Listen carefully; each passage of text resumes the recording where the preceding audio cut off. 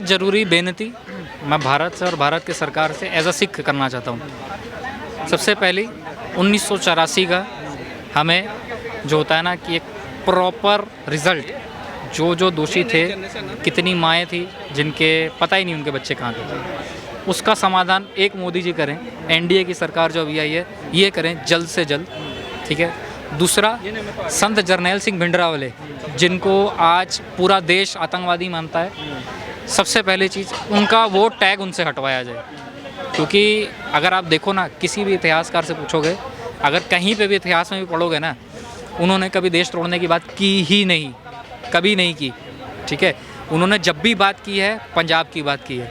पंजाब सिर्फ सिखों का नहीं है, हिंदू भी हैं, मुसलमान भी रहते हैं, हर कोई रहता है, ठीक है। उस वो टाइटल जो उनके अभी तक लगा हुआ है, जो हर एक इंसान, आपको भी शायद लगता हो कि वो एक आतंकवादी थे जिनके कारण ये हुआ, ये चीज़ नहीं हुई। ये चीज़ ये साफ़ वो ज़रूर करवाएं। ये मेरी एक बेनती है एनडीए सरकार से इस बार कि अगर वो आतंकवादी होते तो सुब्रमण्यम स्वामी जैसा बड़ा मंत्री उनके पास एक हफ़्ता नहीं रह पाता। अगर वो हिंदू विरोधी होते तो उनके पास हर संत महात्मा जो उस समय थे बड़े बड़े, वो सब गए हैं। आज भी आप देखना चाहो, उठा के वीडियो उनके चला के देख लो। अगर आपको लगता है कि पंजाबी में बोल रहे हैं वो समझ नहीं आ रहा है, तो उसको हिंदी में कन्वर्ट करके देखो। उन्होंने हमेशा यही बोला है कि अगर जो भी आदमी है, ठीक है, आपका भी धर्म है, मेरा भी धर्म है, मेरे धर्म पे कोई कीचड़ उछालेगा तो मुझे एज अ सिख, एक मर्द का बच्चा हूँ मैं उसके लिए खड़ा हूँ। अगर आप देखोगे ना, तो पहले कांग्रेस भी बहुत गान देती है, हमने ये कर दिया, हमने वो कर दिया। क्या किया है? कभी किसी ने पूछा कांग्रेस ने क्या किया है? सर, कांग्रेस ने देश आज़ाद जब होना था, ठीक है, बहुत कूटनीति खेल ली चुपचाप। उसको पता था कि नेहरू को, जैसे जिन्ना के पास हाथ में पावर थी, सिंध से ऊपर जिन्ना की अच्छी होल्ड थी। गांधी जी ने क्या किया? मैं आपसे पूछता हूँ, आपके पास 25-30 लाख आदमी का सपोर्ट है, कितना टाइम लगेगा आपको एक देश आज़ाद करने में? 1 साल? उससे ऊपर तो नहीं लगना चाहिए, मेरे हिसाब से तो नहीं लगना चाहिए। गांधी जी को 25 साल लग गए बात करते करते।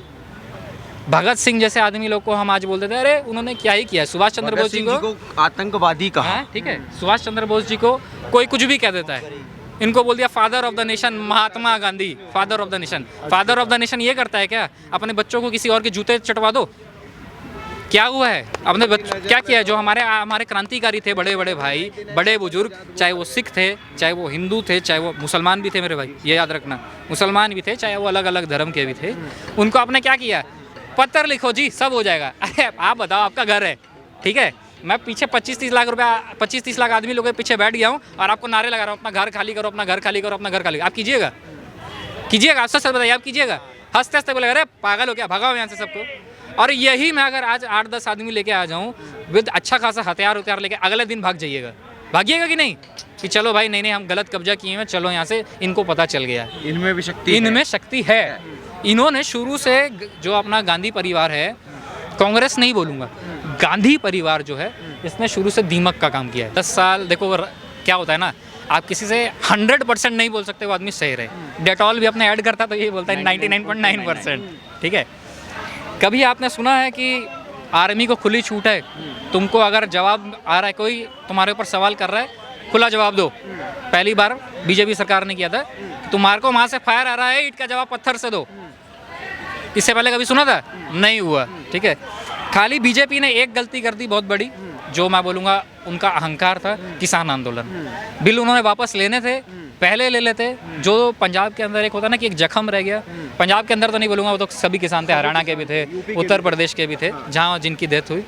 बिल आपको पता था आपने वापस लेना है, तो वो पहले ले लेना चाहिए। जो इतने लोगों की डेथ हो गई वो नहीं होनी चाहिए थी। अगर वो नहीं होती तो आज कोई माई का लाल नहीं था जो बीजेपी को हटा सकता। तो यही कमी मानते हैं जो सीटें कम रही?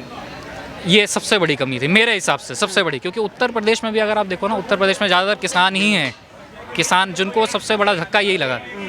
उसके बाद अगर आप देखो, एक चीज़ मेरे को बहुत बुरी लगी, जो हिंदू समाज से मैं बोलना चाहूँगा एज अ सिख, कि तुम्हारी 500 साल की लड़ाई थी, तुम्हारी 500 साल की लड़ाई मुकम्मल कब हुई?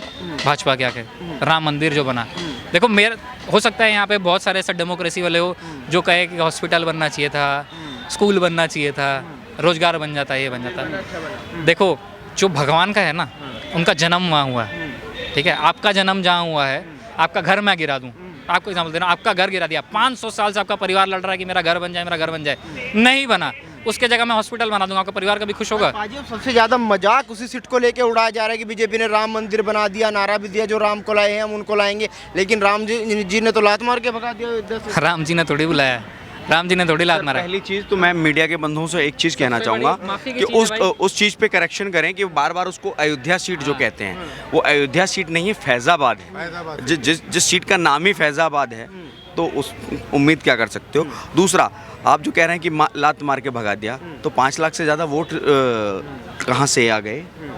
लल्लू सिंह जी को जो 5 लाख से ज़्यादा वोट मिले वो भी तो वहाँ की जनता ने ही तो दिए। और दूसरा, अगर लल्लू सिंह जी हारे तो वो अपनी कमियों से हारे, कुछ उनके बयान ले डूबे, कुछ उनके बयान डूबे, कुछ उनके कार्य करने की जो नैरेटिव था उनका वो, और दूसरा विपक्ष का एक जो एक नैरेटिव सेट करने की कोशिश की, संविधान बदलने की, उसके बाद आपका 1 लाख का झूठा प्रचार खटाखट, वो इम्पैक्ट किया हुआ। राहुल गांधी जी इस समय बड़े खुश दिखाई दे रहे, धन्यवाद यात्रा भी निकाल रहे, कह रहे कि युवा बेरोजगार था, युवाओं में जादू चल गया इस बार। युवा तो बेरोजगार शुरू से ही था ना, लग रहा है। 1947 से आज कितने साल हो गए? 70-75 साल हो गए। 2014 में मोदी जी आए थे, उससे पहले क्या 100% युवा था एम्प्लॉयमेंट में? उससे पहले आप शायद पंजाब के मुख्यमंत्री थे। इस बार सारा का सारा युवा चला गया। मैं कह तो रहा हूँ 2014 से पहले मेरे पास 400 करोड़ रुपया था, बीजेपी आई अब नहीं है। थोड़ी होता है यार मेरे भाई, कुछ भी बोलते हैं लोग यार। आप मुझे एक बात बताओ, राहुल गांधी 400 पार का नारा देने वाली बीजेपी 250 भी नहीं पहुंच पाई। 400 पार बीजेपी ने तो उम्मीद किया ना। सर आप गलत कह रहे हैं कि बीजेपी ने नारा दिया, वो एनडीए का नारा था 400 पार का, और एनडीए जो है वो पूर्ण बहुमत की सरकार चला रही है।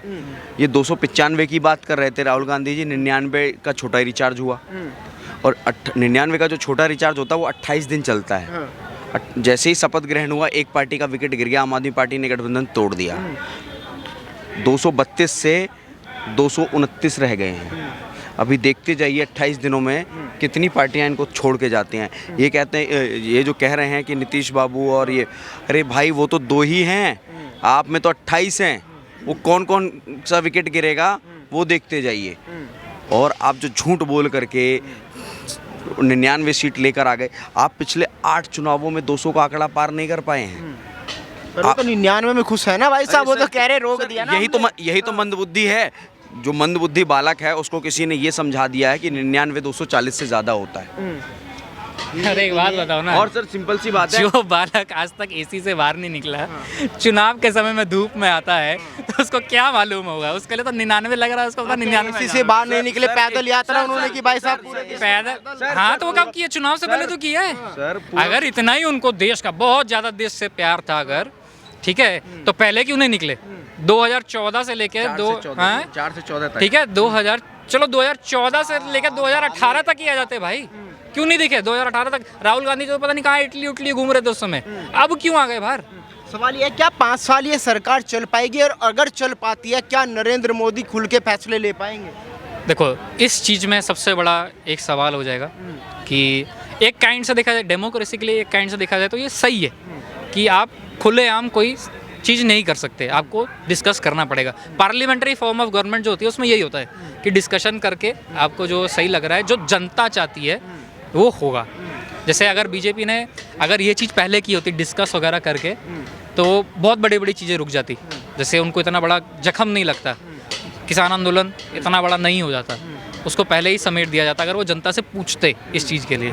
तो अब एक हिसाब से देखा जाए तो उनको ये मौका मिलेगा और ये चीज़ पता चलेगी कि जनता क्या चाहती है ना।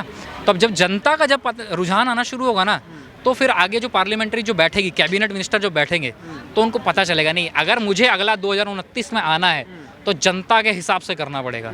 राहुल गांधी, अखिलेश यादव कहते हैं कि जनता अब समझदार हो गई, जनता अब मंदिर मस्जिद पे वोट नहीं देने वाली। इन्होंने 5 साल मंदिर मस्जिद किया, जनता अब वोट देगी महंगाई पे, बेरोजगारी पे। फिर वही बात, बेरोजगारी पे। बेरोजगार तो आदमी, तो हमारा दर बेरोजगारी का तो कभी खत्म हुआ ही नहीं, कभी कम हुआ ही नहीं। पॉपुलेशन कंट्रोल की बात क्यों नहीं करते हैं फिर? ठीक है, पॉपुलेशन कंट्रोल की बात करें ना। 10 साल मोदी जी थे, लाए क्यों नहीं? सर अभी लेकर आएंगे ना, टेंशन क्यों ले रहे हैं? तीसरा कार्यकाल दिया ही इसीलिए, यूसीसी आएगी, यूसीसी आएगी और एनपीआर भी आएगा, नेशनल पॉपुलेशन के लिए भी आएगा। देखिए क्या होता है ना, नियंत्रण भी आएगा। जब आप पॉपुलेशन कंट्रोल की बात करते हैं ना, पॉपुलेशन कंट्रोल जैसी चीज़ें 10-20 करोड़, 25 करोड़, 50 करोड़ आदमी में आदमी समझ सकता है। हम 125 करोड़ हैं, ठीक है? 142 125 करोड़ का एक लेते हैं, 125 करोड़ है, उसमें से बहुत ऐसे हैं जो दूसरे देशों से आ गए हैं पर उनकी गिनती नहीं है, हमें पता ही नहीं तो है NPR कौन है कहाँ है। कुछ ऐसे हैं जिनके धर्म के बारे में नहीं बोलूँगा मैं, कुछ ऐसे परिवार भी हैं जिनके 25-30 बच्चे भी हैं, जिनके हमारी गिनती नहीं है, ठीक है? अब मैं उनको बोलूँ कि नहीं आप ये कर दो, जिसके बच्चे ऑलरेडी हो गए 4 साल 5 साल 6 साल के बच्चे हैं, उन पे अगर अभी हम पॉपुलेशन कंट्रोल की चीज़ें ले आएंगे, वो जो पहले ही झुग्गी झोपड़ी में रह रहे हैं उनका हाल क्या होगा? कभी ये सोचा है? आज तो कोई भी खड़ा होकर बोल रहा है पॉपुलेशन कंट्रोल का, अरे जो वो ऑलरेडी है उनको सब्सिडी में, गैस कैसे आ रही है उनके घर में सब्सिडी में आ रही है, इलेक्ट्रिसिटी कैसे आ रही है सब्सिडी में आ रही है, हर चीज़ में उनको सब्सिडी चाहिए, तभी वो अपने 3 वक्त का खाना खा पा रहे हैं, नहीं तो वो भी नहीं खा पाएंगे अगर सब्सिडी हट जाएगी तो। अगर हमें जो सोचना है ना, आजकल बहुत बड़े बड़े ज्ञानी हैं सोशल मीडिया में भी कि ये कर देना चाहिए था, वो कर देना चाहिए, अरे भाई मेरी और तुम्हारी बात नहीं हो रही है, 125 करोड़ आदमी की बात हो रही है। यहाँ पर अगर 10 रुपया भी अगर आदमी 1 रुपया करके भी दोगे ना तो 125 करोड़ रुपया है वो, अगर 1 रुपया करके भी दोगे तो सब कुछ सोचना पड़ता है। चलिए पाजी, एक आखिरी सवाल और मैं आपसे लूँगा, हाँ उनसे लेता हूँ फिर। आपने कहा कि मोदी जी में कमी ये रह गई कि वो किसान आंदोलन ले आए, अब की बार आपको क्या लगता है जो आने वाले 5 साल है किस तरीके के फैसले मोदी जी को लेने चाहिए? देखो, इस 5 साल का अगर ये बात भाजपा के IT सेल या किसी तक जा रही है तो 5-6 पॉइंट मैं बताना चाहूँगा जो एकदम इनको ज़रूर देखने चाहिए, ज़रूर। सबसे पहली जो इनकी जो लोअर मैनेजमेंट है, छोटे तबके के जो मंत्री है, प्रवक्ता है, जो छोटे लेवल पे है, वो ये ढंग से चुने, क्योंकि ये ऐसे लोगों को चुन रहे हैं जो सोचते नहीं हैं बोलने से पहले कि वो क्या बोल दे रहे हैं। कि जो हमारा भारत देश है ना, Bharat is all about unity. हम इतने धर्म हैं यहाँ पर, अगर हम किसी एक धर्म के आगे हो जाएंगे ना कि एक धर्म कि मैं सिर्फ हिंदू का ही हूँ, तो देश में आग लगेगी ही लगेगी। तो इनको अब ऐसे लोग चुनने शुरू करने चाहिए जो इस यूनिटी को बनाए, अलग ना करे। हिंदू मुस्लिम, हिंदू सिख ये मत करो भाई, नहीं तो सब खराब हो जाएगा। जो हमारे लोगों ने कुर्बानियाँ दी हैं, ये जो पीछे तिरंगा देख रहे हो ना, इस तिरंगा को बचाने के लिए, इस तिरंगे का असली मतलब पता है आपको? जो मेरे हिसाब से, जो मेरे अंदर, मेरे जहन में लगता है, सबसे पहले ऊपर है शहीदी। जो होता है ना केसरी रंग, वो शहीदी का होता है। हमने शहीदी की है तभी वो मिला है। ऐसा नहीं हुआ कि अगले दिन क्वीन ने फ़ोन किया, अरे अंग्रेजों चलो वापस आ जाओ, नहीं हुआ, बहुत मरे हैं तब जाके वो मिला है। सफ़ेद रंग का मतलब ये है कि हमने अपने देश के लिए खड़ा होना सीखा है, शांति से भी। हमने ये नहीं किया कि हम सीधा तुम पर लेके चढ़ गए। जो आया 800 साल, अगर आप हमारे वो देखो एजुकेशन सिस्टम भी ना, तो वो हमें पढ़ाता 800 साल तुमने गुलामी की, और वो उस समय पढ़ाता 8, 9, 10। जो एक बच्चा अपने शुद्ध बुद्धि में आता है ना, वो 8, 9, 10 क्लास में ही आता है। तब हमें क्या पढ़ाया जा रहा है? आपने 800 साल इसकी गुलामी की, 250 साल इसकी गुलामी की। ये क्या मतलब है? आप ये क्या समझा रहे हो? इसका मतलब तो हर आदमी जो आज यहाँ पे बैठा होगा उसके दिमाग में ये होगा, यार हम तो गुलाम ही रहे हैं।